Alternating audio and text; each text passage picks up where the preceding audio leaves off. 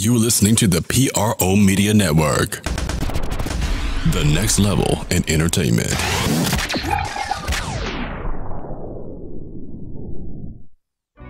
Here goes AD. Throwing it down! How about a poster? Anthony Davis is on fire!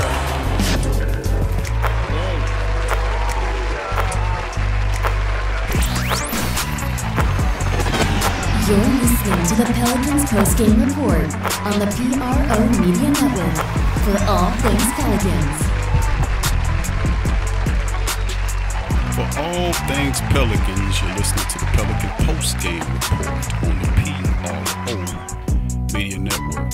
I'm Big Q chiming with you, and on podcast 213, that's right, podcast 213 on the Pelican post-game report. We're going to be breaking down the Pelicans preseason and regular season schedules on today's show. Of course, prior to that, we broke down the roster and the latest acquisitions added to the team, such as Jahlil Okafor, Troy Williams. That's what was on the previous show. That should be linked here. You'll be able to see it. But as usual, thank you all the Pelican Nation fans, friends, for joining us today on the Pelican Postgame Report.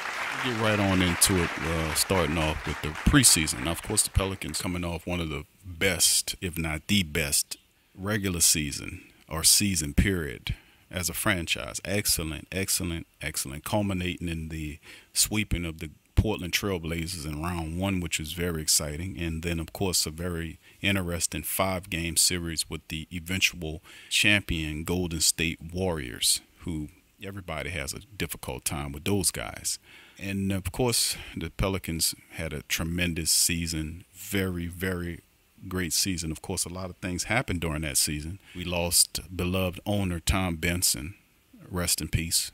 We also lost DeMarcus Cousins during that middle, with 20-something odd games left, which forced us to make a trade to get Nikolai Mirotic, which turned out to be a blessing in disguise because he fit this team like a glove. I mean, he was an excellent addition, a sharpshooter with size and effort. You pair him with guys like Drew Holiday and Anthony Davis, both of which were playing outer-worldly. AD was breaking NBA records right and left last season, and Drew Holiday elevated his game to all-star levels. He should have been an all-star last year, Drew Holiday. He really came on after the DeMarcus Cousins injury. He really took the team upon his back, and I think I remember him mention that Anthony Davis was the guy that told him, Drew, step it up. And boy, did he step it up. And I just love this new Super Saiyan version of Drew Holiday. I really do. I love it. If he can keep that, sustain that level of play, boy, the sky's the limit for the Pelicans. But anyway, let's get right into the scheduling. Of course, starting with the preseason schedule for 2018, the Pelicans start their season off on September the 30th. So a little bit over a month and a half away before the Pelicans' first touchdown with their first preseason game. It'll be at Chicago. Of course, the Pelicans have 5 preseason games this year, and 4 of which are on the road. That's terrific. They start off with the Chicago Bulls in the United Center. That'll be an interesting matchup as Chicago has a young team, Lauren Merkinen and a few of those other guys, Zach LaVine. Be interested to see what the Chicago Bulls squad look like. I guess you can call them the new baby Bulls or whatever you want to call them, but this Chicago team is very intriguing. Jabari Parker is back home. They say they'll play exclusively at the small forward position. We'd love to see that. So this team has a lot of potential. We'll see what the Pelicans can do with them. The second game is against the Atlanta Hawks, who have a lot of rookies there as well. Will we get Kent Bazemore by that time? I don't know. Perhaps that's something that the Pelicans are working on. Although there's rumors out there about the Pelicans and Kent Bazemore, there's also rumors about the Pelicans being interested in Mario Chalmers. So that's another thing out there. It would be interesting to see what goes with that as well, because we can definitely use a veteran point guard off the bench, one with as much skill and talent as I ain't gonna say talent, but experience as Mario Chalmers. Then the next game, October the 5th, Friday, they face off at New York with the Madison Square Garden with the Knicks. 5 days later, they face off against the Miami Heat in American Airlines Arena. And then finally, the next day, Thursday, October the 11th, they are at home against Toronto. And I don't know if you'll see Kawhi Leonard in that game or not, but the Pelicans will play them in the Smoothie King Center, and that'll be the end of their preseason before they go into the regular season. Now, of course, the Pelicans' regular season kicks off October the 17th, and they start off away against the Houston Rockets. So to open up the season against the Rockets, who just acquired Carmelo Anthony, that's their big three now. You look at it as James Harden, Chris Paul read up with him for multiple years, and then you add Carmelo Anthony in the mix, and you got Mike D'Antoni running the system. So he'll find a place, and to the best believe D'Antoni will find a way to use Carmelo Anthony. It'll be interesting. That'll be on ESPN, by the way, at the opening night game at Houston. And we've had some battles with the Rockets, so it'll be interesting to see what the Pelicans can do with the Rockets. Next 4 games after that are home games against the Sacramento Kings, the Los Angeles Clippers, the Brooklyn Nets, and the Utah Jazz. Then they go on the road against the Denver Nuggets. And then the first matchup against the Golden State Warriors on October the 31st. Be interesting against those Warriors, try to get a little revenge in the regular season. Then Portland says hello in that third 3 of 5 road games. Portland want a little revenge. Then it's San Antonio with DeMar DeRozan, and of course OKC with the terrible 2 of Russell Westbrook and Paul George. Then the Pelicans come home for 2 games in a row against the Chicago Bulls again, and then they have the Phoenix Suns. They go on the road for 2 against Toronto, who knows, Kawhi Leonard might be there or not. Hopefully he'll be there. We'll be able to see him. And then they'll face against a tough Minnesota club on November the 14th. Then the Pelicans go on a 3-game homestand, starting with the Knicks.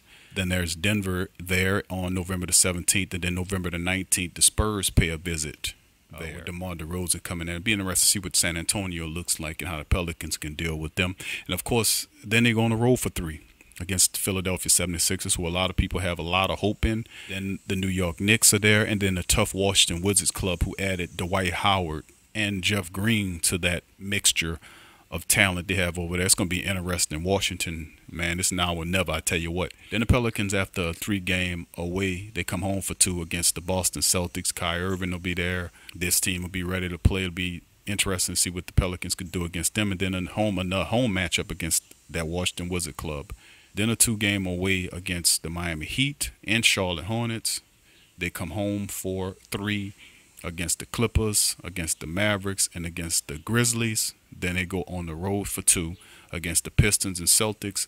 They come home for 2 December the 12th and December the 16th against the OKC Thunder and Miami Heat. Then they hit the road for 4 straight games against Milwaukee, against the Lakers, against Sacramento, and against Dallas. That'll be on December the 26th, the day after Christmas, that Dallas matchup. Then they come home for 3 straight from December the 28th to the December 31st. They'll face a tough Dallas club. They'll match up with the Houston Rockets, and they'll have a home meeting with the Minnesota Timberwolves. So that'll be an interesting, tough stretch of games. Then they're on the road for 2 against Brooklyn, and then they'll have a Cleveland club minus LeBron. So we'll see what Cleveland looks like. And then, of course, the Pelicans, after the 2 games away, they come home for 2. And Memphis and Cleveland will be there. Then they go on the road for 3 away games on January the 12th through, they go on 5-game road stand, starting from January the 12th to January the 21st with Minnesota, the Clippers, Golden State, which will be on ESPN. They'll have that second matchup against Portland. That'll be on ESPN on January the 18th. And then Memphis, which is going to be on TNT on January the 21st. So the Pelicans have a lot of games they're going to be playing on network television. They're expecting big things from the Pels. The Pels is definitely exciting TV, no doubt about it. The Pelicans have 1 home game stand on Wednesday the 23rd as they face off against the Pistons. Then they go on the road for 1 against the Thunder, come home for 1 against the Spurs, go on the road for 1 for Houston, that's on TNT. Then come back home for the Denver Nuggets. Now remember, that's going to be a tough game. Denver is going to be a tough team this year. They go on the road for the Spurs, back home for 1 against the Pacers, on the road for the Bulls on February the 6th. They come home 2 days later to face the Timberwolves. They go on the road again the next day to face off against the Grizzlies. Then they come home on February the 12th for a 2-game stand, February 12th and 14th against the Magic and the Thunder. Then they hit the road for 1 against the Pacers. Pelicans come home for 2 against LeBron and the Lakers. That's the first time they meet up with the Lakers. LeBron, and then they have an NBA TV game against the 76ers. Very interesting. Then they hit the road for 4 straight, starting off on February the 27th against LeBron James's Los Angeles Lakers club, then Phoenix, then Denver again, then Utah on March the 4th, before the team comes home for a 2-game homestand against Utah and Toronto. Then they go on the road for 1 on March the 10th on NBA TV. That'll be covered against the Hawks. Then they have a 3-game road homestand against on March the 12th against the Bucks, the Blazers, and the Suns. That completes their 3-game homestand on March the 16th.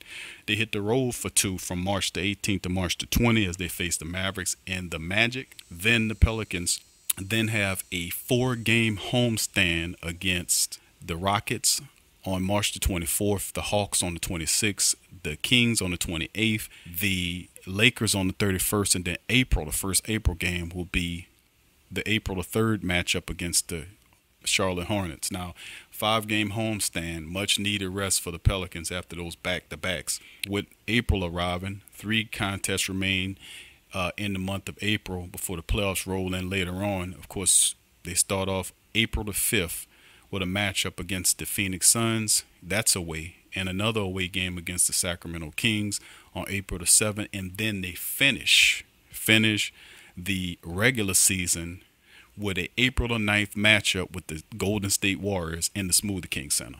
Very interesting schedule, as the schedule guides put together a very interesting regular season schedule for the Pelicans. A lot of matchups, a lot of stuff going on. Now, breaking down the schedule, it's a very I ain't gonna say it's a tough or less is what I expected. A lot of big aspirations the Pelicans have to have, and people, despite losing DeMarcus Cousins and Rajon Rondo, a lot of people still think the Pelicans will be a very difficult team to contend with.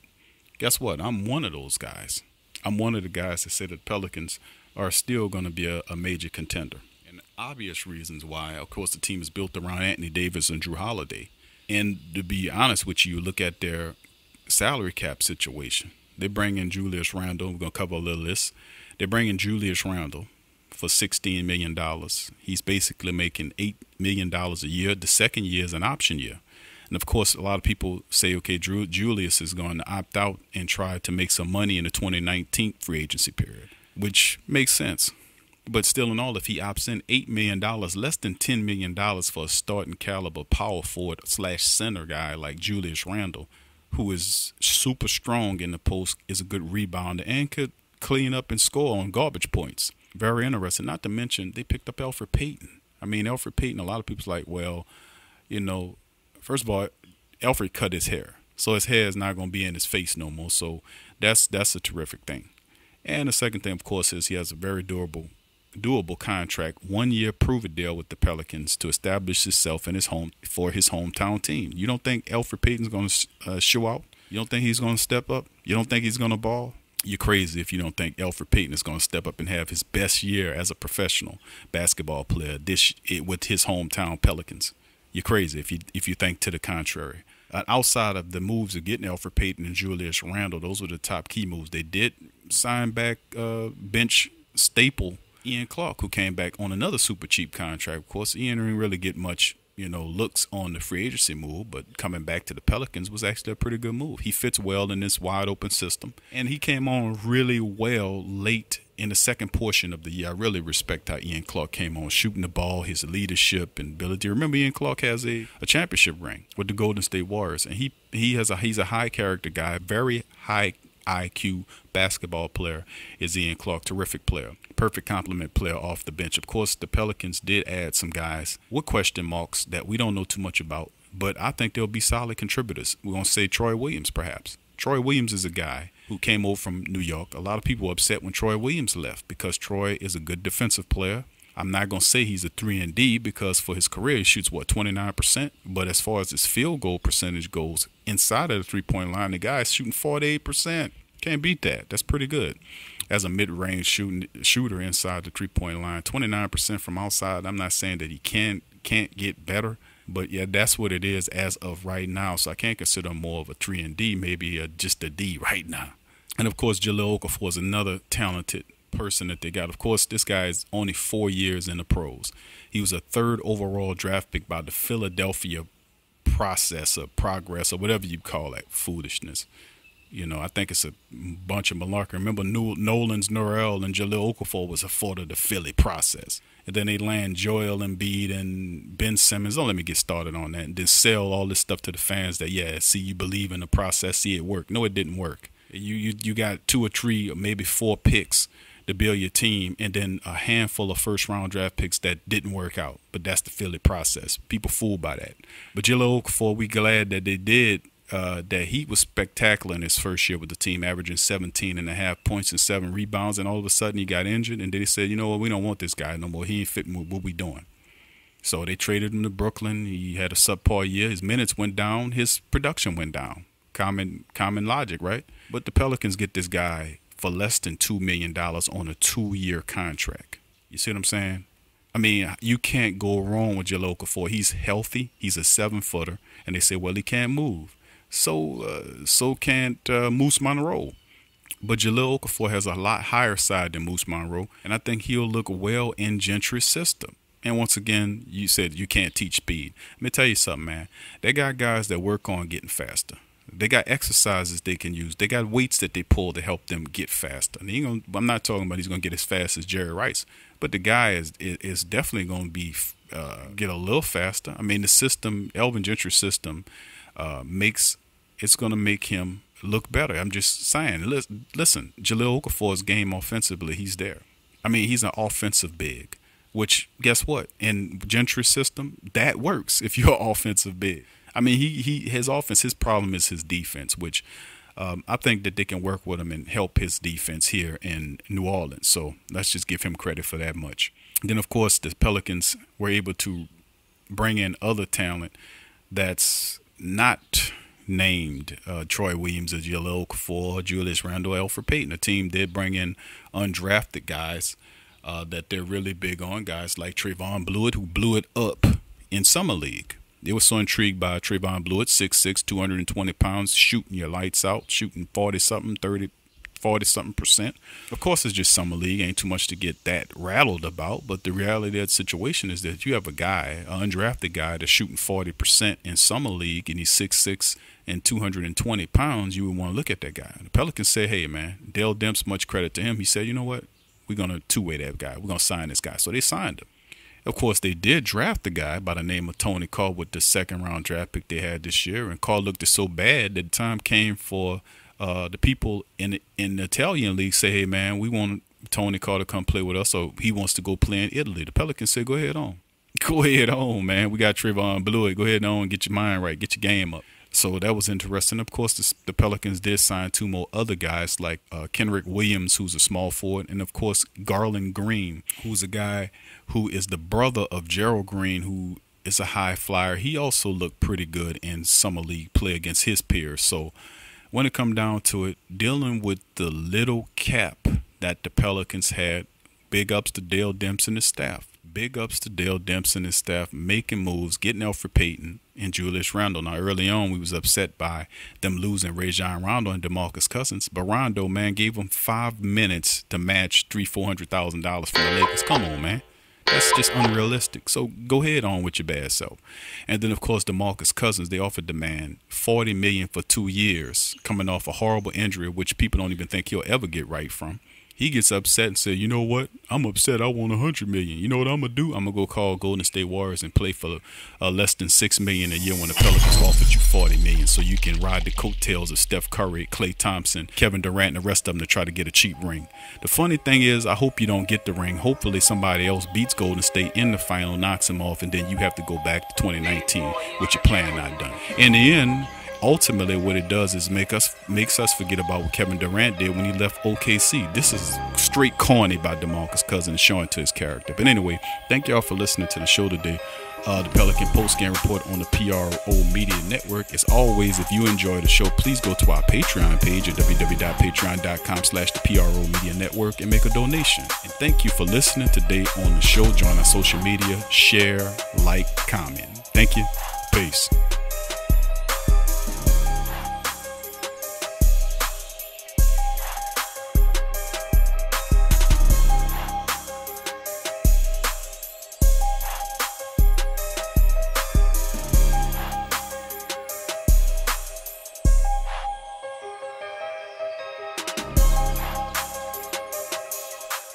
forget ESPN or Fox. Get straight sports talk from the Sports Coma with Big Q and the guys. What's up, Sports World? The PRO Media Network is on a mission to reach 10,000 subscribers. So besides our regular programs like the Sports Coma with Big Q and the guys, the Pelican Post Game Report, Rapid Fire TSC, and others, we will be expanding out and offering other content like movie, anime, and gaming reviews for your entertainment. So if you enjoy our content, please donate at our Patreon page. Also subscribe, comment, and share. And help the PRO Media Network reach 10,000 subs. Peace.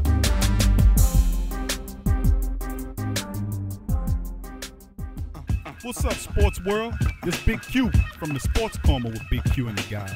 Talking to you about the website, theposhlifestyle.com. That's right, poshlifestyle.com. A great website where you can get great products at great prices. They sell organic herbs, vitamins, supplements, water filters for your home, EMF and cell phone radiation protection, healing magnetics and healing crystals, personal protection devices like cell phones, stun guns, and mace spray, organic deodorants, shampoos, soaps, toothpaste, and more. They also sell 10A grade Brazilian hair. 10A music is available now. All kind of the latest downloadable mixtapes. So what are you waiting for? Head on over to theposhlifestyle.com. That's the Posh Lifestyle, life spelled with a Y, LYFD style.com. Put in the Sports Coma for the 10% discount on your purchase. It's a win-win. So get your mind and body right with the Posh Lifestyle.